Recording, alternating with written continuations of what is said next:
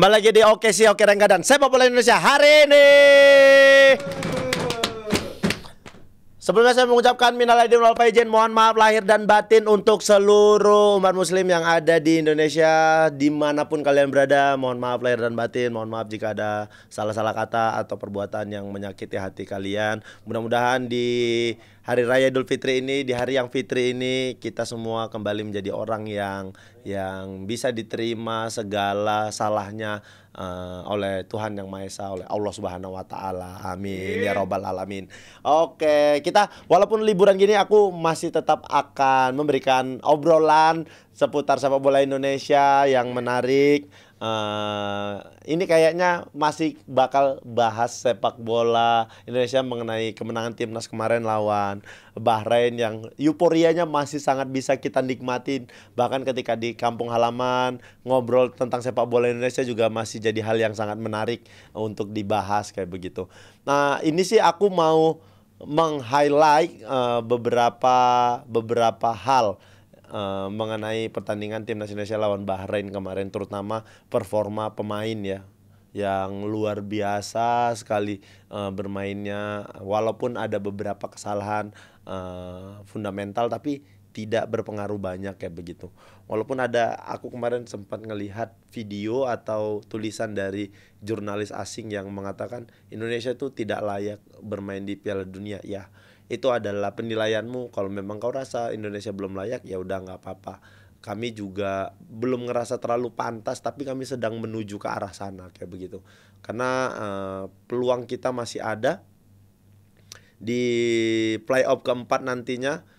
Kalau playoff 4 kita bisa sapu bersih, kita bisa peringkat 1, kita bisa lolos otomatis Piala Dunia 2026. Kalau memang misi PSSI seperti itu, nah itu harus kita dukung sama-sama. Kita harus dukung sama-sama kepada seluruh supporter, kita harus memberikan dukungan. Kalau seandainya target yang sudah dicanangkan sama PSSI tidak terwujud, saatnya kita meminta pertanggungjawaban dari federasi kayak begitu. Lagi-lagi ku bilang seperti itu ya. Jadi kali ini aku mungkin mau bahas pemain kemarin yang main lawan Bahrain. Aku mau ngucapin terima kasih banyak ke seluruh pemain yang main, mulai dari penjaga gawang sampai semua pemain yang turun di lapangan, yang ada di bangku cadangan. Ini nih performa menarik dilihatkan oleh Romani. 2 pertandingan, 2 gol. Ini jadi apa ya? Ini jadi sosok yang benar-benar ditunggu di timnas Indonesia. Kita butuh striker yang tajam, yang jago ngebuka ruang, kontrol bagus, dribble bagus, dan itu sekarang ada di Ole Romani kayak begitu. Kemarin golnya ke gawang Bahrain dingin sekali, tenang sekali. Dia selesaikan dengan sangat baik. Assist dari Marcelino baik sekali, dia langsung cetak gol. Ini perpaduan 2 pemain yang sama-sama bermain di Oxford. Mereka juga satu kamar, jadi kayaknya chemistry mereka tuh sudah sangat amat kejaga kayak begitu. Kemarin sayang sih memang Marcelino ada peluang cetak gol, tapi terbuang sia-sia gitu aja. Bolanya melambung ke atas gawang. Padahal sebenarnya kalau dia mau umpan juga bisa, tapi itu adalah posisi seseorang yang memang sudah harus mencetak gol aja. Emang sayang aja bolanya masih ke atas. Aku sih menyayangkan itu, tapi aku yakin Marcelino bakal terus belajar supaya bisa ngasih penampilan yang baik terus di setiap penampilannya. Selain Ole Romani, aku nggak tahu ya, kita semua sepakat atau enggak, ada sosok João Paulo Pesci yang bermain dan menjaga lini tengah kita dengan sangat tenang. Apik sekali João Paulo Pesci. Terlihat dia punya pengalaman, dia mengcover lini belakang juga baik sekali. Ketika kita nyerang di counter, dia udah siap ada di belakang. Ini adalah gelandang yang sangat kita butuhkan di lini pertahanan kita. Selain itu masih ada Ivar Jenner juga. Jadi tuh kalau misalnya dia duet sama Tom Hai, ketika Tom Hai sudah nyerang ke depan namun bolanya nyangkut, bolanya di counter attack, kita nggak perlu khawatir karena sekarang ada Palu Pesi kayak begitu. Kemarin sering tuh ketika kita melakukan serangan nyangkut di counter, Palu Pesi udah siap untuk mengcover Tom Hai. Karena kan kalau dilihat Tom Hai tuh bukan tipe gelandang yang larinya kencang kayak begitu. Dia kan tipe gelandang stylish yang kasih umpan-umpan bagus semua segala macam, bikin peluang di setiap pertandingan kayak begitu. Palu Pesi itu disayangkan kenapa dia tidak dimainkan ketika lawan Australia. Kalau seandainya dia dimainkan lawan Australia, mungkin, tapi nggak tahu ya. Ini balik lagi, aku tidak menyalahkan siapa-siapa. Mungkin karena pemain baru berkumpul, pelatih juga belum banyak ketemu dengan pemain. Jadi mereka belum tahu cara berkomunikasi seperti apa dalam membuat taktik dan strategi. Makanya kita lumayan kecolongan lawan Australia segitu banyak yang membuat harapan semua pendukung tuh kayak, kok jadi kayak begini nih. Jadi hujatan ada, dukungan tetap ada kayak begitu tuh. Karena siapa yang nggak kecewa kalah 5-1? Semua pasti bakal kecewa, termasuk aku juga kecewa. Tapi nggak bisa juga kita terus-terusan menyalahkan karena selanjutnya ada pertandingan yang masih bisa menentukan posisi kita di grup ini kayak begitu.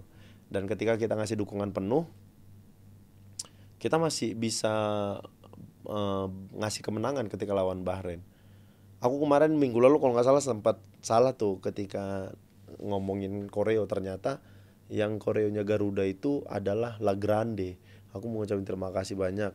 Mereka juga nyediain bendera banyak sekali. Sementara di sektor sebelahnya itu Ultras Garuda menampilkan koreo gambar Joker kalau nggak salah. Itu tuh dukungan yang kayak begitu tuh yang bikin pemain kita bisa ngasih energinya lebih dari 100% kayak begitu. Selain Palu Pesi, di bawah di lini pertahanan Verdong bermain seperti biasa bagusnya. Di kanan Kevin Dix kayaknya ketika gagal ngambil penalti lawan Australia, ketika pertandingan lawan Bahrain, dia bener-bener nunjukin kelasnya. Wah, kelas sekali Kevin Dix kemarin, main tanpa rasa capek, naik, bertahan semua segala macam. Dia bisa menunjukkan kualitasnya bahwasannya aku memang layak dipanggil timnas. Tapi yang menarik dari itu semua adalah penampilan dari 3 pemain bawah kita, Jai, Hapner, dan Rizky Ridho. Solid sekali menjaga lini pertahanan kita. Aku sih merasa mungkin karena mereka sudah sering main bareng, jadi satu sama lain tuh sudah mengerti bagaimana cara mainnya, bagaimana komunikasinya, sudah saling mengerti. Mereka tuh sudah saling mengcover kayak begitu.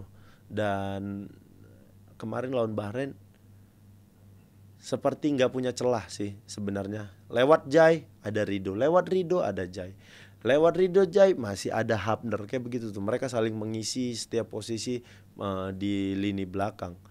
Ini juga menunjukkan kepada kita semua bahwasannya pemain-pemain Liga 1 yang memang punya kualitas itu nggak perlu takut bersaing dengan pemain-pemain yang bermain di Eropa. Terbukti Rizky Ridho memang punya kualitas.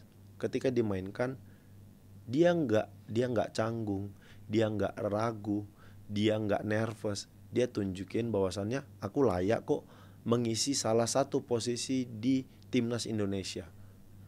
Begitu juga Ricky Kambuaya, dikasih main dia langsung bikin akselerasi bagus, dia kasih umpan bagus, saya nggak jadi gol aja.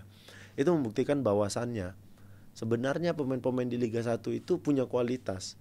Asal pemain-pemain itu sadar bahwasannya aku adalah seorang profesional football player kayak begitu.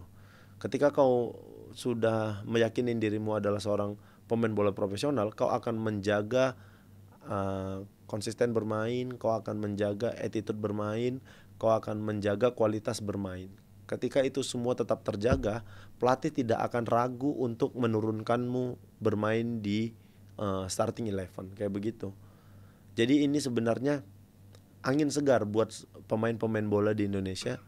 Walaupun banyak pemain diaspora yang datang ke Indonesia saat ini, pemain-pemain timnas yang dari luar, tapi tidak menutup peluangmu untuk bermain di timnas. Jelas, itu jelas. Kenapa aku bilang jelas? Karena sudah terbukti oleh Rizky Ridho, Rizky Kambuaya, Egy Maulana, Bagaskara yang baru saja dipanggil, walaupun kemarin belum sempat debut ya. Si Sananta juga kemarin main kayak begitu. Itu aja sih aku menyayangkan, kenapa Sananta, kenapa tidak Bagaskara, kenapa Bagaskara tidak dikasih kesempatan. Tapi balik lagi, itu adalah keputusan pelatih. Aku juga pengen sebenarnya ngelihat Bagaskara main kemarin. Nah, tapi itu tidak terjadi di kebanyakan pemain-pemain di Liga 1. Padahal kalau pemain-pemain lokal di Liga 1 fokusnya seperti itu, aku yakin banyak kok pemain-pemain dari Liga 1 yang bakal dipanggil ke timnas kayak begitu. Orang emang pada akhirnya kelihatan kok kualitasnya bagus, semua segala macam. Itu Ridho memberikan pembuktian bahwasannya, ayo aku diturunkan, aku siap kayak begitu.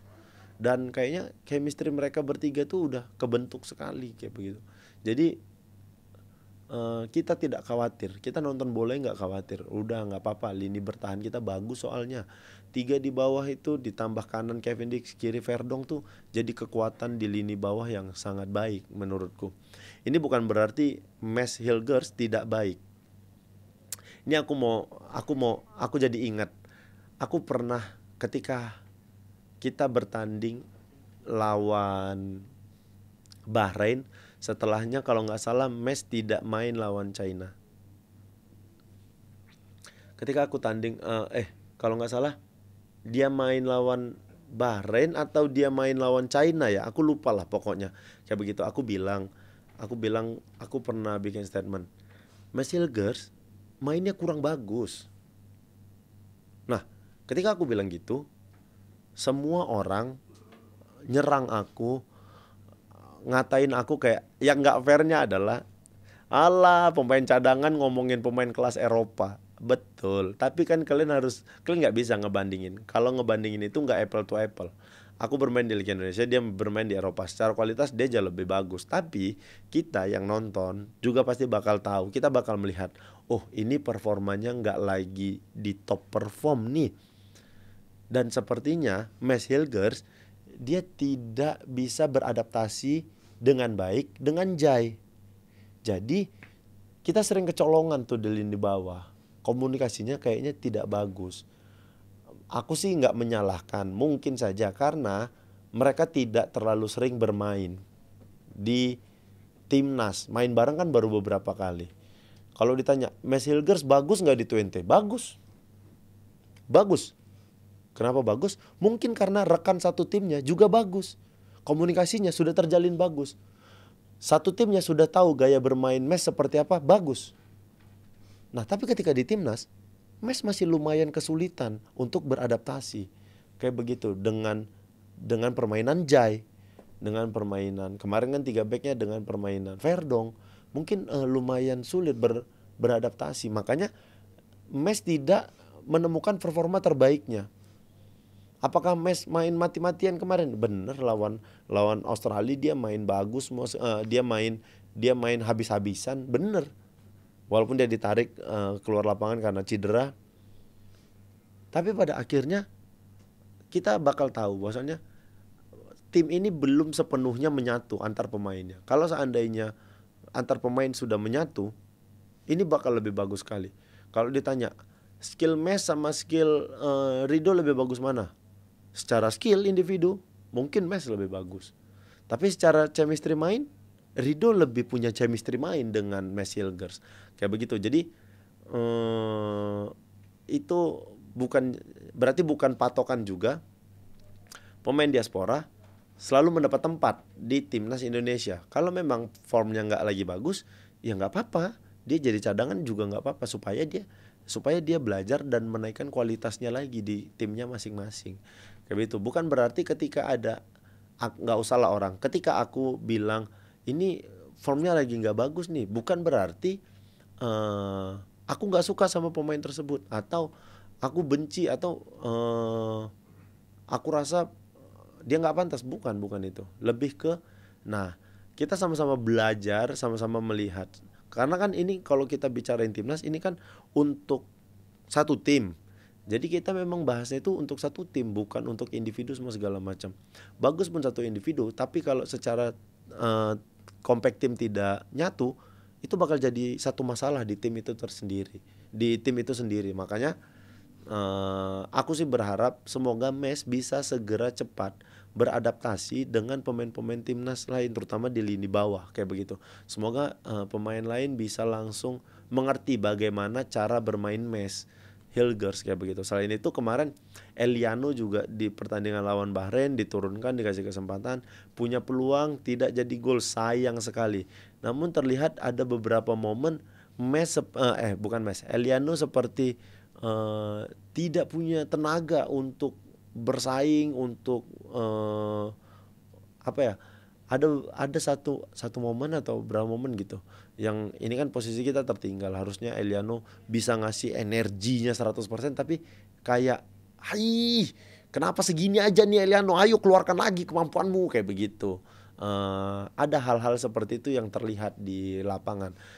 Itu bukan hal buruk, tapi itu adalah hal yang harus jadi bahan evaluasi semua staf kepelatihan dan pemain, supaya kalau nanti berkumpul lagi mereka sudah memberikan 100% untuk tim itu tersendiri. Jadi nggak ada lagi tidak ada lagi tidak ada lagi kesulitan komunikasi, tidak ada lagi apa? Hah? Oh iya. Ya, bentar orang lagi enak ngomong, santai. Jadi nggak ada lagi istilahnya kesalahan dalam komunikasi semua segala macam. Jadi udah langsung aja menyatu sama tim. Harapanku semoga pemain-pemain dari Liga 1 masih banyak yang dapat kesempatan untuk dipanggil timnas, karena kan nanti kita kedepannya masih bakal lawan China, masih lawan Jepang lagi, masih ada waktu untuk Coach Patrick memanggil pemain-pemain baru di skuad timnasnya.